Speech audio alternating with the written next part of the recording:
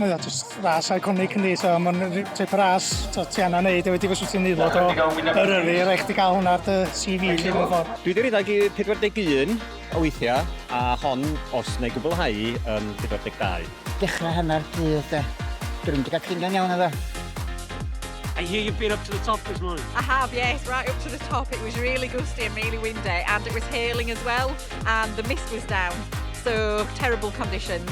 Treni bod ni ffili mlaen y top, ond na, mae'r tywydd neis bod ymlaen, dwi. Dwi wedi pwthu, ond eisiau mynd i top. Dwi wedi gweld gymaint o law cyn dechrau. Tro gyntaf fi wneud o, so wedi licio mynd i'r top, ond fe rhaid i fi wneud eto hanner.